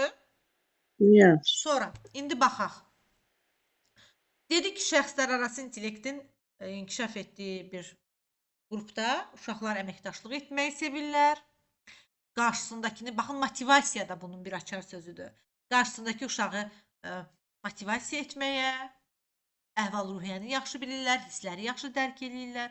Bu uşaqlar üçün ən gözəl iş formaları qruplarla ya da cütlərlə işdir. Bir də komandada, baxın, komandada çalışmaqdan zövq alır bu uşaqlar. Yaxşı, komanda fəaliyyətində, birgə fəaliyyətdən. Sonra 7-incisi şəxs daxili intellekt növü. Buna qeyd edin bir yerə müəllimlər, fərd daxili intellekt də deyilir. Fərd daxili, şəxs daxili intellekt adından da göründüyü kimi daha çox özü ilə vaxt keçirməyi sevən uşaqların intellekt növüdür. Bu intellekt növünə sahib olan uşaqlar öz hisslərini daha yaxşı bilirlər. Nəinki qarşıdakı. Baxın, şəxsiyyətlər arası intellektdə qarşı tərəfin hisslərini, həm yaşıdlarımızın, müəllimlərimizin, valideynlərimizin hisslərini çox tez tuturuq. Amma şəxsiyyət daxili, fərd daxili intellektdə biz daha çox öz daxili hisslərimizə fokuslanırıq. Qarşı tərəfə yox. Yaxşı? Və öz daxili hissləri, dəyərləri, inancları və öz düşünmə proseslərini anlamaq bu uşaqlar üçün maraqlıdır. Bunun müsbət və mənfi cəhətləri nələrdir? Yəni, baxaq ki, uşaq özünün öz müsbət və mənfi cəhətlərini müəyyənləşdirir bununla bağlı. Bunun üstün tərəfi var əlbəttə ki. Ki öz, belə deyim, qabiliyyət və bacarıqlarına bu uşaqlar daha tez belə agah olurlar. Bilirlər ki, onların xarakteri necədir. Çünki özünə bir növ qapanıq olur. Amma bu uşaqların, belə deyim, mənfi xüsusiyyəti deməyək də, yəni belə bir xüsusiyyəti var ki, onlar özlərinə qapanıq olurlar. Əməkdaşlıq etməyi sevmirlər. Baxın, oyunda aktiv iştirak etmirlər. Daha çox meyilli olmurlar yəni buna. Bu uşaqlar üçün ən gözəl iş üsulu hansı olacaq? Fərdi müəllimə. İş forması daha doğrusu. Fərdi. Fərdi. Fərdi iş forması olacaq. Çünki özünü daha yaxşı ortaya qoyacaq uşaq. Yaxşı mı? Biz burada baxırıq indi nəyə? Burada bu uşaqlar əsas bacarırlar özünü qiymətləndirmə. Baxın, özlə bağlı nə varsa özünü qiymətləndirmə, özünü tanıma, özünü idarə etmə, özünü nizamlama. Yəni özlə bağlı. Öz nədir? Mən. Düzdür? Mənlə bağlı, özümlə bağlı olan. Bunlar hamısı şəxs daxili intellekt, fərd daxili intellektdir. Yaxşı, belə yadda saxlayın bunu. Özümlə bağlı nədirsə budur. Və bu intellekt növü güclü inkişaf etmiş uşaqlar ən çox nəyi xoşlayırlar? Tək işləməyi, qrup işi verəndə, məsələn, orta məktəbdə və yaxud universitet dövründə mən müşahidə edirəm. Tək şəxs daxili intellektə malik olan tələbə deyir ki, mən tək işləmək istəyirəm, gəlir xahiş edir ki, məni qrupa salmayın. Çünki belədir də, yəni yaradılış etibarı ilə belədir. Və əsas məsələ də odur ki, burada müəllimin, tərbiyəçinin tutduğu mövqe necə olmalıdır? İndi sizcə biz uşağa məcbur etməliyik, təzyiq göstərməliyik ki, o çıxsın, fərdi işləməyə meyil göstərməsin, mütləq qrupda əməkdaşlıq eləsin. Biz nə etməliyik? Bax, sual verirəm sizə. Deyək ki, sertifikasiyanın hətta bu situasiya sualı da ola bilər ki, fərd daxili intellekt növünə malikdir uşaq, fərdi işləməyi sevir, bir qədər özünə qapanıqdır. Tərbiyəçi müəllimin mövqeyi ona məcburən təzyiq göstərib ünsiyyətə qoşmaq olmalıdır, yoxsa yox? Nə etməlidir müəllim? Xeyr müəllimə. Xeyr müəllimə. Onun dəstəkləyici mühit olmalıdır müəllimə. Onun üçün müəllimə şərait yaratmalıdır. Aha. Müəllimə, əgər tərbiyəçi məcbur eləsə, o daha da aqressiv olacaq, özünə daha da qapanacaq. Onu daha Onun seçiminə hörmət eləməlidir də. Seçimini və öyrənmə tərzini. Burada həm də Bəli. müəllim nə etmiş olur? Professional yanaşır da işinə. Bəli. Uşağın hüququnu pozmamalıdır. Amma zaman da biz axı sosial bir dünyada yaşayırıq. Baxın, bunun ardını da gətirin. Bunu deyib saxlamayın heç vaxt. Bunu deyin başda. Bu çox gözəl, çox yerində. Amma sualın ardını da gətirin. Deyin ki, zaman müxtəlif uşağın da maraq dairəsində olan mövzuları seçməklə onu zaman yavaş-yavaş əməkdaşlıq bacarığını da öyrədə bilərik daha sonra qrupda. Amma hər dəfə məcbur etməklə yox. Yaxşı? Bax, bunu da belə də deyin əlavə olaraqdan. Ardını da gətirin. Çünki burada bir incə bir məqam var. Baxın. Bu uşaqlar axı insanlarla ünsiyyətdən qaçırlar daha çox. Düzdür? Tək işləməyi sevirlər. İnsanlarla ünsiyyətdən qaçırlar. Bu nə yarada bilər uşaqda? Özünə qapanma. Bəli, özünə qapanma və sosial təcrid. Baxın, bir də şəxs daxili intellektlə bağlı situasiyaların bir açar sözü də var. Sosial təcrid. Sosial təcrid o deməkdir ki, yəni o qədər özü tək işləyir ki, o qədər özünə qapanır ki, artıq heç kimlə ünsiyyətə girmək istəmir və sosial olaraq təcrid olunur da. İndi bu düzgündür. Mən hər dəfə ona şəxs daxili yanaşsam, hər dəfə desəm ki, hə də, uşaq bu cür intellekt növünə sahibdir, gəl ona oyuna daxil etməyim, həmişə ona fərdi iş verim. Bu da düzgün olar. Müəllimə, olmaz. Deməli, zamanla uşağın, həmin o şəxs daxili intellektə malik olan uşağın özünün də sevdiyi mövzuları aktuallaşdırıb, gündəmə gətirib ki, özü də maraq göstərsin, onu oyuna, əməkdaşlığa, birgə fəaliyyətə də zamanla cəlb eləməliyik ki, biz sosial bir dünyada yaşayırıq. Heç kim bu dünyada tək yaşamır, düzdür? Axı biz uşağı cəmiyyətə hazırlayırıq. Axı biz uşağı məktəb həyatına, ümumiyyətlə həyata hazırlayırıq. Məktəbə qədər təhsilin üstünə düşən məsələlər də bunlar hamısı. Düzdürmü? İndi bunu da öyrəndiyimizə görə keçək 8-ci və 9-cuya, axırıncılarına. 8-cisi müəllimlər, naturalist intellektdir. Yəni, natura deyəndə nə başa düşürük biz? Natural. Deyirik ki, bu içki naturaldır, amma bu sünidir. Natural nə? Təmiz, aydın, Bəli. Təbii də müəllimə. Aha, təbii. Təbii nədən gəlir? Təbiətdən gəlir. Təbiətdən gələn hər şey təbiidir. Naturalisti belə yadda saxlayın. Yaxşı? Bax, mən sadə formada dedim. Deməli, naturalist intellektə malik olan uşaq bəs necə olacaq? Təbiəti sevəcək, amma çox uşaqlar təbiəti sevir. Baxın, burada incə məqam var. İndi sizə deyəcəm o ayırd ediciliyi necə seçəcəksinizsə. Çox uşaqlar təbiəti sevir. Amma hamı bu təbiəti sevən bütün uşaqlar bəyəm naturalist intellektə sahibdir? Deyil. İndi baxırıq, bəs onların içərisindən hansılar təbiəti həm sevir, həm də onunla yanaşı naturalist intellektə sahibdir? Deməli, bu uşaqlar flora və faunanı, yəni bitki və heyvanların növlərini tanımaq üçün çox xoşlarına gəlir. Onları təsnif etmək ki, bu şirdir, bu pələkdir, bu nə bilim dovşandır. Belə təsnif etmək, onların xüsusiyyətlərini öyrənmək. Bu sənədli filmlər yayımlanır, bəlgəsəl heyvanlar haqqında. Məsələn, onu çox xoşlayır o uşaqlar izləməyi, o bəlgəsəlləri. Və təbiətdəki digər obyektləri, amma təbiətdəki obyektlərdən, bitkilər, nə bilim quşlar, onları kateqoriyalara bölürlər. Müxtəlif təbiət hadisələrini anlamağa çalışırlar ki, ildırım nədir, nə bilim külək nədir, təbiət hadisələri haqqında soruşurlar ki, bu nədir?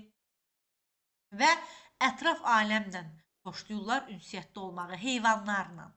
Məsələn, kiçik yaşdan görürsünüz ki, uşaq heyvanlara daha mərhəmətli davranır. Əksər hallarda uşaqlar heyvanlara qarşı o qədər də mərhəmətli davranmırlar. Nə bilim, biraz egosentrik düşüncədə olurlar, həm onun da təsiri var.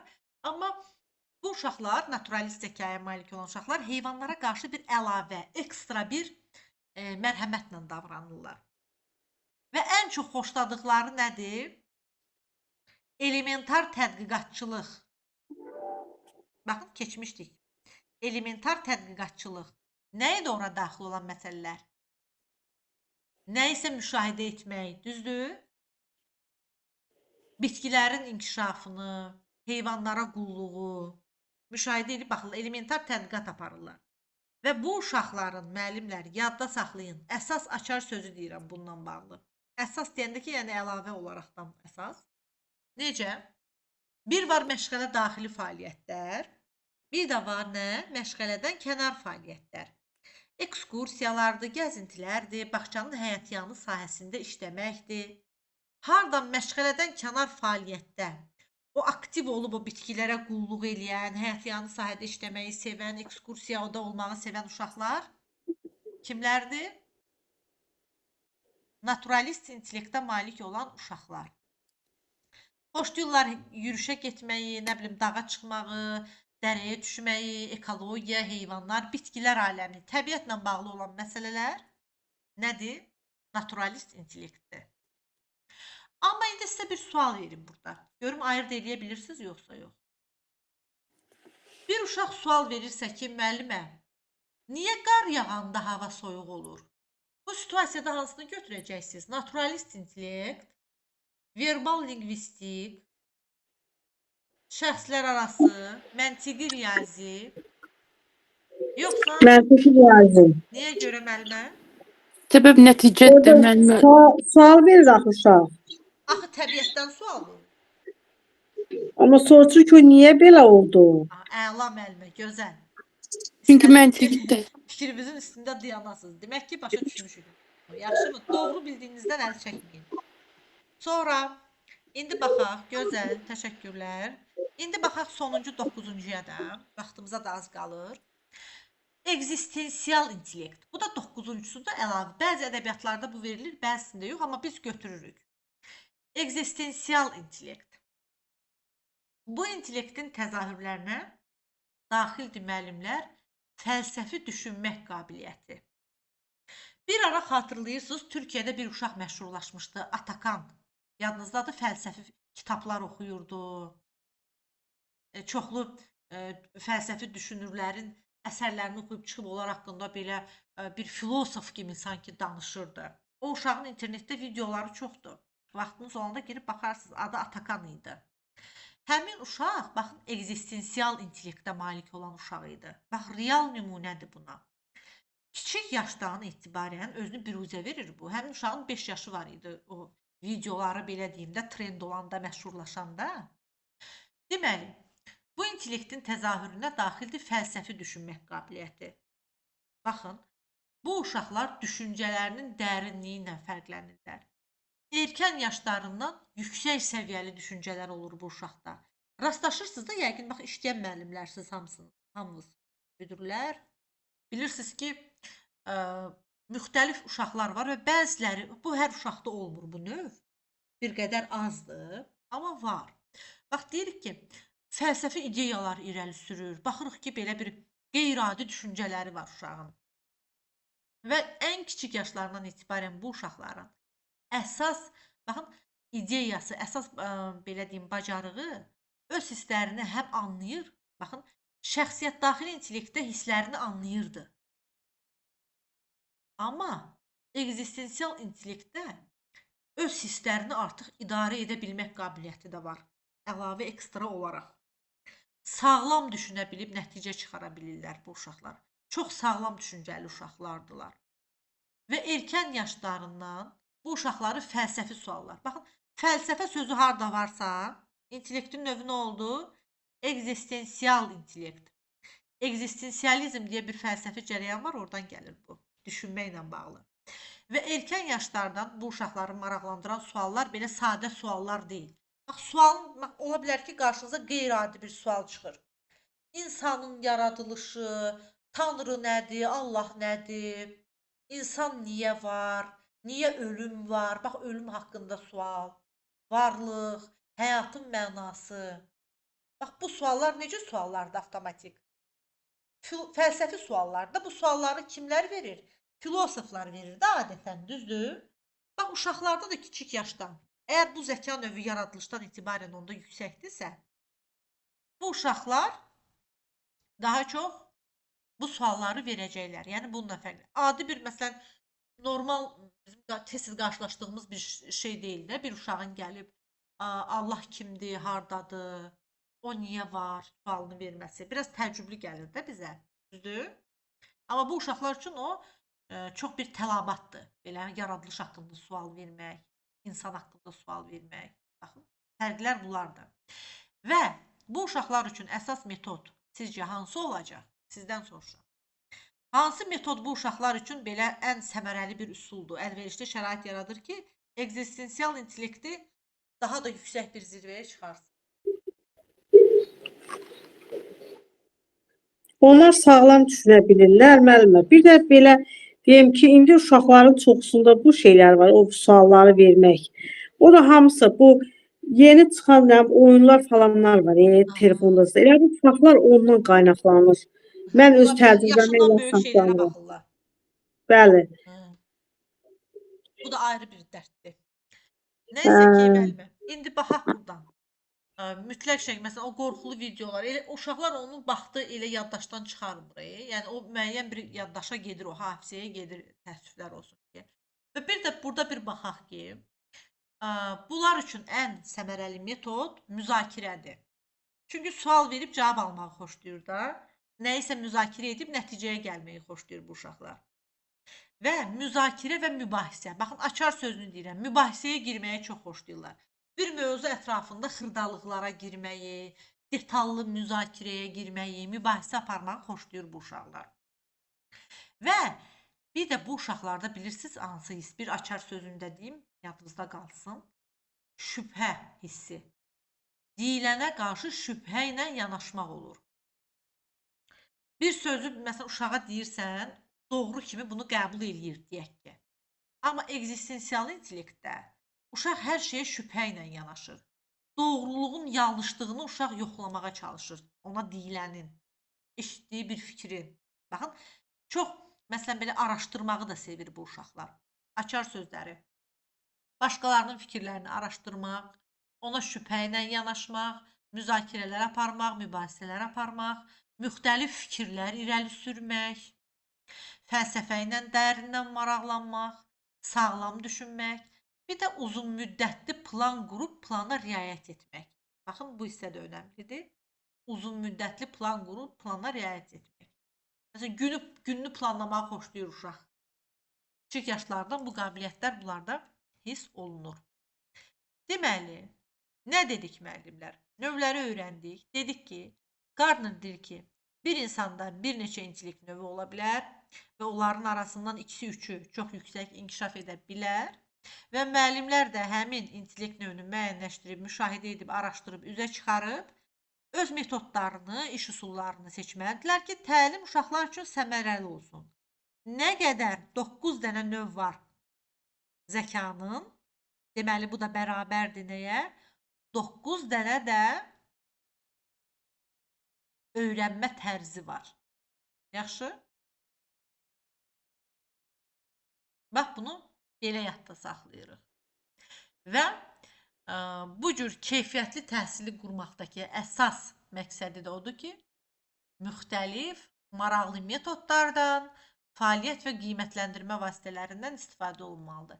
Deməli, çoxnövlü zəka nəzəriyyəsi nəyə təsir eləyirdi? Müxtəlif metodların seçilməsinə, müxtəlif iş üsullarının seçilməsinə, fəaliyyət növləri və qiymətləndirmə vasitələrində buna uyğun seçməyə. Yaxşımı? İndi gəlin sonda kiçik bir sual cavab eləyək və bununla da bugünkü dərsimizi yekunlaşdıraq. Gəlin başlayaq burada müəllimələr. Kimlər var? Başlayaq. Gülyanah müəllimə. Bəli, müəllim. Bəli. Axşamınız xeyir bir daha müəllimə. Gülyanah müəllimə. Bəli. Gardnerin çoxnövlü zəka nəzəriyyəsinin təlim tədrisdəki əhəmiyyəti nədir? Müəllimə, əhəmiyyəti məsələn Gardner irəli sürür ki, məsələn uşağın məsələn beyni belə deyək də tək şaxəli deyil. Məsələn onun uşağın bir neçə belə deyək, belə dilə deyək, bir neçə qabiliyyət ola bilər.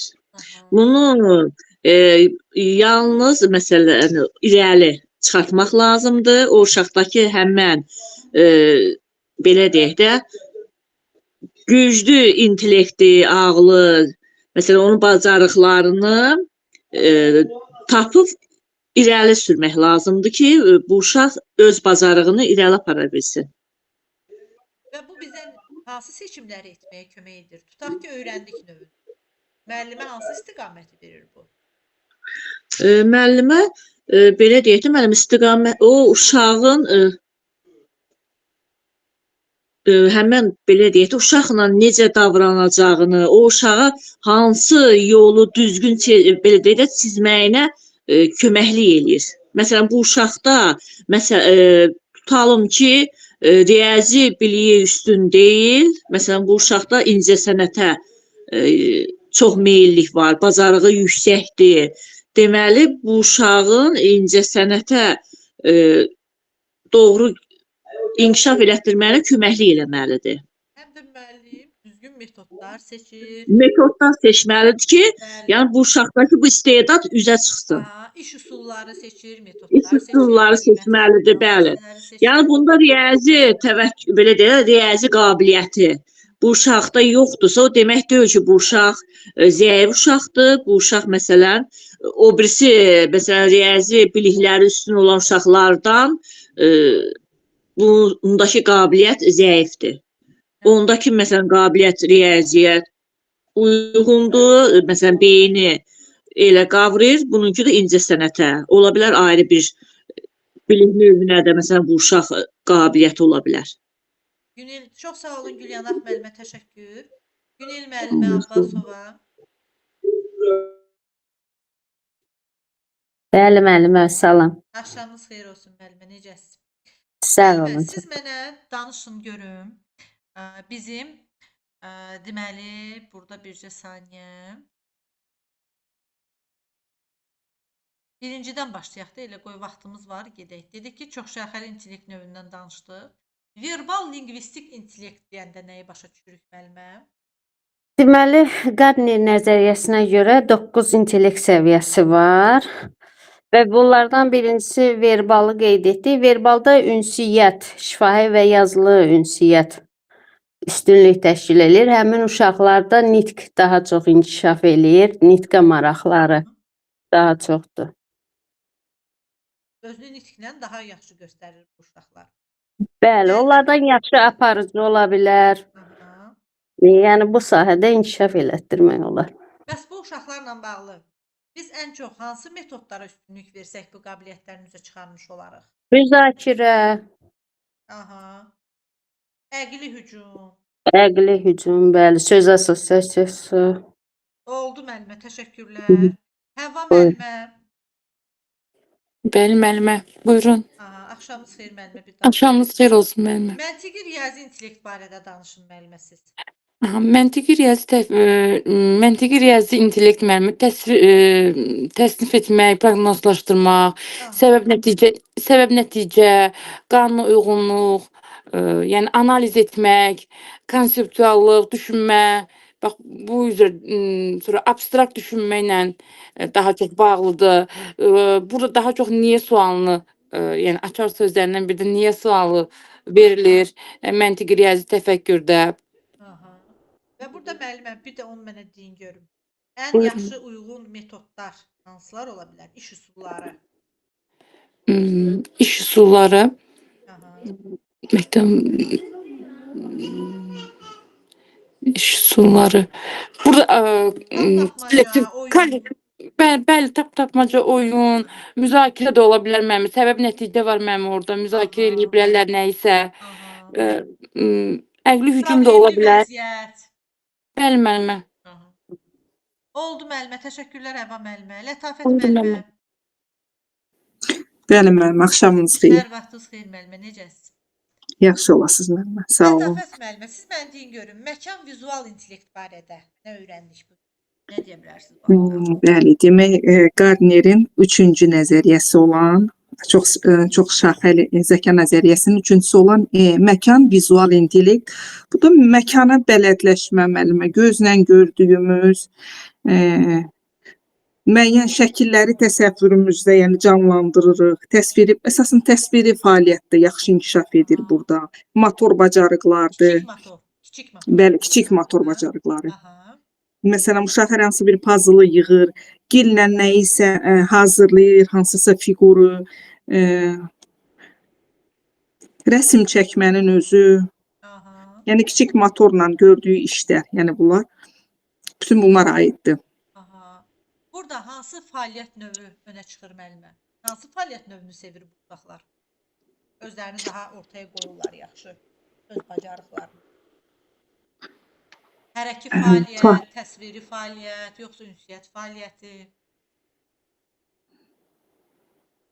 Daha çox təsviri fəaliyyətdə. Bəli, təsviri fəaliyyətdir, bəli müəllim. Oldu Lətafət müəllimə, təşəkkürlər. Səfiyə Buyurun müəllimə, müəllim. Axşamınız xeyir müəllimə. hər vaxtınız xeyir müəllimə. Siz də mənə bədən kinestetik zəkadan danışın müəllimə. Bunun xüsusiyyətləri nələrdir? Bədən Fəaliyyət ki, növləri, iş formaları nələrdir? bax, həmən bu bədən kinestik də uşaqlar özlərini bədənlərini ifadə edirlər də elə bil. Öz bədənlərini. Aha. Və yüksək koordinasiya qabiliyyətlidirlər. Ən çox fiziki hərəkətli olurlar bu uşaqlar.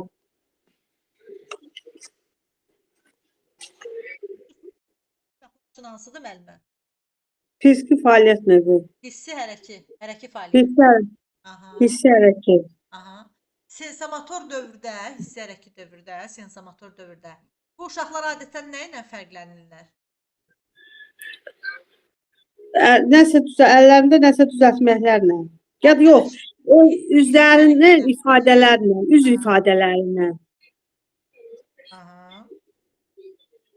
Həm üz ifadələrlə, həm əllərinlə elə bil hərəkətlərinlə ən çox ifadə edirlər özlərini. Toxunuşla öyrəndiklərinə görə sensomotor dövrdə elə bir hər şeyi ağızlarına alıb aparırlar. Toxunuşla öyrənirlər daha çox.